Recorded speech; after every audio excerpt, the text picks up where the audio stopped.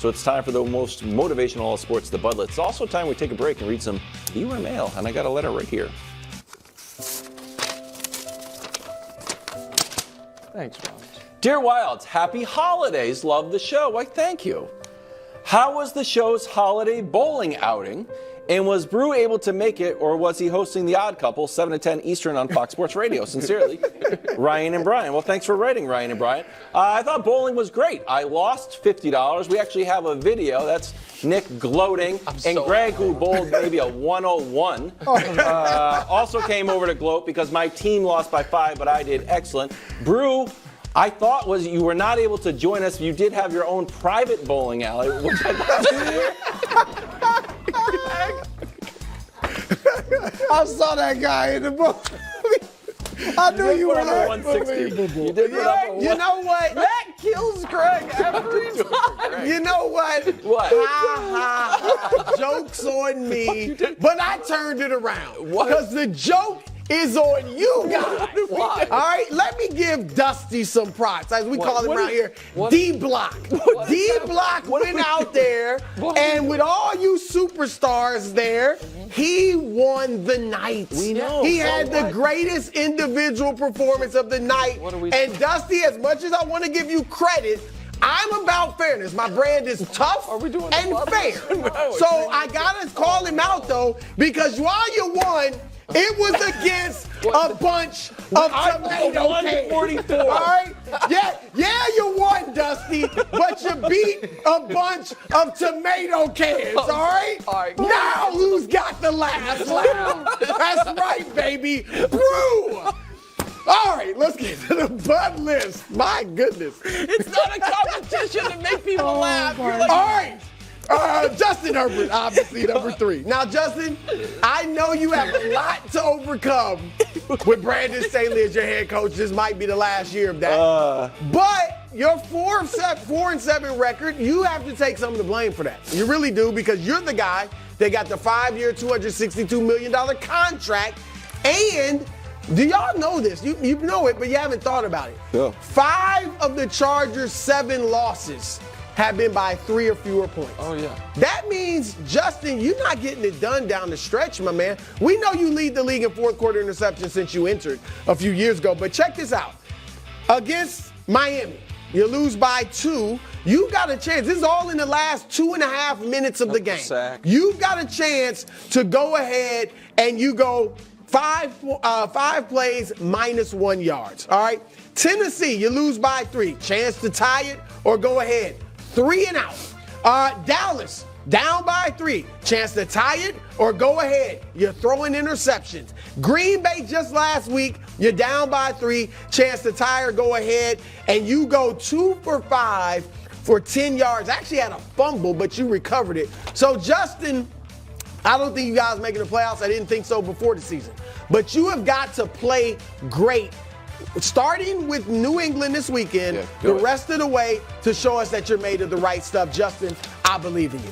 At number 2, Dak Prescott. Oh, wow. As we talked about spiritedly earlier, you are finally in the MVP conversation. Dak, don't blow it, okay? You are there and you have a chance to really, you control your own destiny. Because everybody, the reason you might not be number 1 or number 2 at this point is because people rightly are saying you haven't beaten anybody. Just a bunch of tomato cans. All right, well, now you got 5 games starting tonight against Seattle, which has tomato can tendencies, but not a tomato can. You got 5 straight games against really good teams.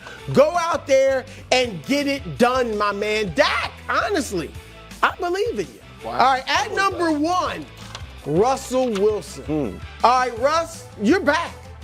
All right, you're back. You are leading the league in TD to interception ratio, 20-4. All right, you're in the top 5 in passer rating. You are, and most importantly, your team's won 5 straight games. All right, but here's the deal. You ain't cooking. You're not cooking, but that's good. That's fine. All right? Your brand is not cooking, Russ. Your brand is winning. Okay, that's your brand. So just be satisfied with that. Don't worry about cooking like you did a few years ago when you forced your way out of Seattle. So when you guys play Houston, it's a huge game this weekend. Don't get caught. When you see C.J. Stroud cooking, throwing the ball, slinging it all over the yard, don't get caught up in the competition. Don't say, oh, this is the next guy, I got to outdo him. Just play your game, stay smart, stay efficient, and do what you do. And that is when you control your own destiny. You can get this team into the playoffs. Russ, I believe in you, and let's ride. Oh, we're back. Excellent bud list as always. Rough start, but excellent. I am adding Jared Goff to the bud list because he is sending the fans of the Detroit Lions Goff the deep end. Oh, no. Like, No. he said it best himself. Take a listen. Gave you that. Who made you say that? Uh-oh. Yeah, Jared. As a Lions fan, stand in right now. Yeah, you're right. We do think you suck. Because we have history, trauma that is built up over the last 30 years of you guys sucking. And you reminded us of everything that we thought we were overcoming this year. As a Lions fan, this is what we're thinking, exactly what you said. Like, you got off to a great start, you're not throwing turnovers and you're not doing all, and then these last two games, Thanksgiving comes. Ooh. Thanksgiving, a day where we were going to be grateful and thankful for the win that you were going to deliver against the Green Bay Packers. But you know what happened? You blew it. You blew it. We couldn't even have a great meal on Thanksgiving because my Lions, the Lions that I grew up cheering for, with Barry Sanders running through all the defenses in all of the NFL, you brought the trauma back.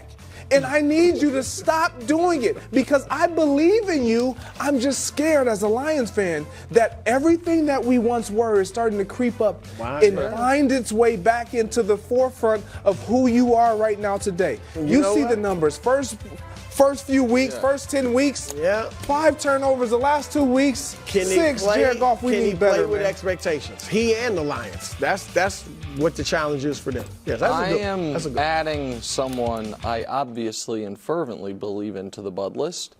Trevor Lawrence. Quite the journey for the Prince on this show. Let me take you through it. A few years ago, one of the hosts saying he needs help. Well, just you don't need to touch me, Greg. Thank you. You touch me all day. I would never touch you while you're on the air. It's literally unprofessional. So quite the journey on this show. If you're a new viewer, a few years ago, one of the hosts on the show would fervently and adamantly argue he was worse than Mac Jones, while Brew would say, I like Trevor. I like him a lot. And then he would somehow turn into the team's weak link when they're actually finally a really good team. And then when he has back-to-back unimpeachably excellent games, the critique from that side of the table is, hell, if he's that good, why isn't he in the MVP conversation? Fair. Went from weak link to if he's not the MVP, what's the problem? I'm very confused, Trevor, and I'm sure you are as well. I'm sure you're confused as to why you are the only quarterback ever to lead a 4-score playoff comeback, and that is used as an indictment on you. I mean, well, how did they get why were they down to begin with? But luckily, Trevor, you sit at 8-3, as you are potentially staring at probably not a bye, but a top 2 seed in the AFC. You have something you don't usually get in Jacksonville. Standalone, national television game, Monday night against Cincinnati. And now while Cincinnati's offense is broken because there is no Joe Burrow, that Lou Anarumo defense and what we have talked about his ability to do against the best quarterbacks in football, be it Josh Allen or Patrick Mahomes or anyone else. And I have a sneaky suspicion a lot of, not people at this table, but people on other shows maybe haven't been grinding the Jaguars all 22 as closely as I have. And they're going to have a very close eye on Trevor Lawrence this weekend, this Monday night, and I think they're going to be quite impressed with what they see. Oh, I Trevor, thought you were about to say he's going to jump into the MVP race. Well, that's for another day. Let's just wait. We got a lot of season to go. A lot of season to go. Trevor, I believe in the MVP race. All right, that's good. Can I throw Sean McDermott on there? Here's the thing, Sean. That's a good one. Started off the year with Stephon missing practice. He might end the year with everybody missing the playoffs. Nick Wright said after the loss to the Eagles, the Bills had 0% chance of making the playoffs. I was like, wow. Hot take guy. It's good for the show, but too hot. So I went out to the old gray lady, the New York Times. They have a little trouble predicting maybe the presidential race, but they're pretty good at predicting the playoffs. And I looked down and said, ooh, 14%. So yeah, I think you're right. Yeah. You're going to miss the playoffs, and all of a sudden, your job's in jeopardy. And you know the other hobby horse going around, radio, people like to kick it around in the blogosphere, if that still exists. Where's Bill Belichick going to go? Is he going to the Commanders? No. Is he going to the Chargers? No. Is he going to go to the Panthers? That makes zero sense. And then it's like, what if he went to Buffalo? What if he went to Buffalo where he has Josh Allen, he can turn around the defense, he gets to stay in the Northeast, he knows he can beat the Jets twice, he knows he can probably beat the Patriots twice, so you already got 4 wins there in your back pocket. You play the NFC West, I could probably beat the Cardinals, that's 5-0 already. All of a sudden, Sean McDermott, I don't think you're going to get fired, your contract's at 2027, but if Bill Belichick is all of a sudden available, wow, interesting. Little Drew Bledsoe-Sonian move to Buffalo. Isn't that a little dark? He's talking about a guy getting fired. Yeah, it's not really belief. Well, you want to bench Mac Jones? Things happen. I like him in Buffalo, though. I gotta be honest. Oh, what I like It would be Belichick in interesting. Buffalo.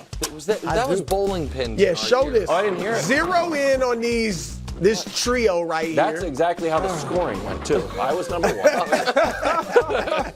Cowboys up next. Yeah, that guy was amazing last night. Thanks for watching. Subscribe here to get more from the show and to check out clips from other shows on FS1.